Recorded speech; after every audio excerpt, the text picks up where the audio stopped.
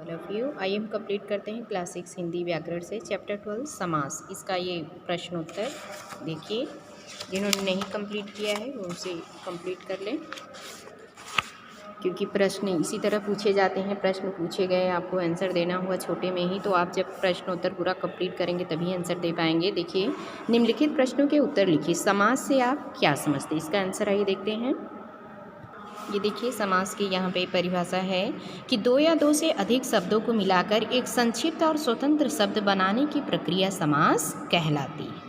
ठीक है, समास से आप क्या समझते हैं, तो उसका ये आंसर लिखेंगे हम।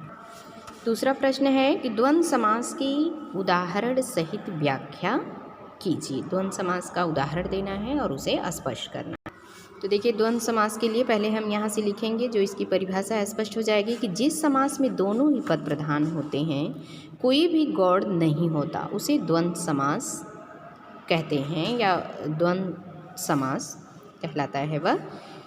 ठीक है, तो इसमें जो है, जैसे उदाहरण के लिए ले लीजिए रात दिन।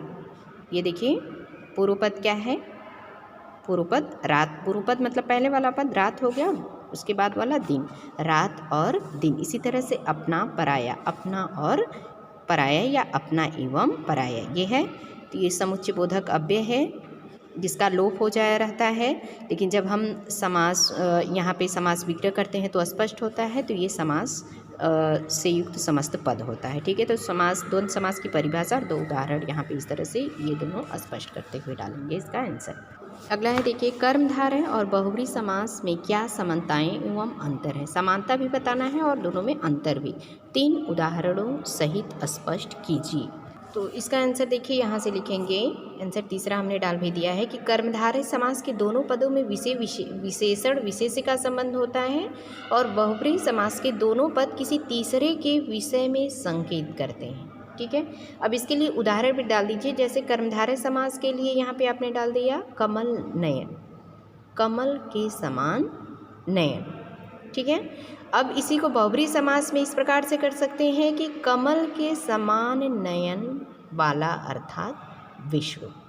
ठीक, कमल के समान नयन हो गया कमल नयन, और बहुब्रीहि समास में यही क्या हो जाता है, कमल के समान नयन वाला अर्थात विश्व।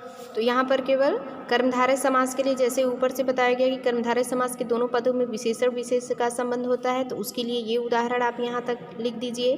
कमल के समान नयन हो गया। ठीक है, एक स्पष्ट करने के लिए अलग अलग। और बहुब्रीहि समास के लिए कि बहुब्रीहि समास के दोनों पद किसी तीसरे के विषय में संकेत करते हैं, जैसे लंबोदर। ठीक है ना, लंबोदर, लंबे उदर वाला, लंबा है उदर जिसका अर्थात गणेश जी। यहाँ पे ये कर्मधारय का हो गया। अगर इस तरह से आगे व्यक्त करें तो बहुब्रीहि समास है, तो अन्य पद प्रधान हो गया, तीसरे के विषय में संकेत किया जाता है, तो वो बहुब्रीहि समास होता है। ठीक है, तो इस प्रकार दोनों में यहाँ ये लास्ट लाइन डालिएगा कि बहुब्रीहि समास तथा कर्मधारय समास में 2 प्रकार से अंतर किया जा सकता है, जबकि ये दोनों ही समास देखने में एक समान लगते हैं। तो वो अंतर कौन सा है, इस तरह इसको लिखेंगे इसका।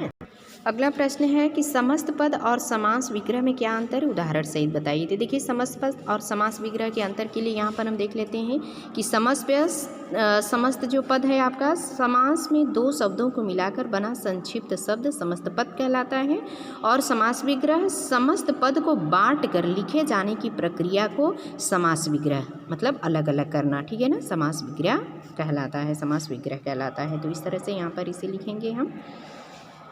इसका आंसर लास्ट में है, अव्ययी भाव समास की क्या विशेषता है, उदाहरण से ही स्पष्ट करें। तो अव्ययी भाव समास की आपको विशेषता लिखना है, उसकी परिभाषा अगर आप लिख दें तो स्पष्ट हो जाता है। देखिए, जिस समस्त पद में पूर्व पद अव्यय हो तथा समस्त पद भी उसके योग से अव्यय बन जाए, उसे अव्ययी भाव समास कहते हैं या वही अव्ययी भाव समास कहलाता है। उदाहरण के लिए लिख लीजिए, यथाविधि प्रतिवर्ष। यथाविधि विधि के अनुसार प्रतिवर्ष मतलब प्रत्येक वर्ष।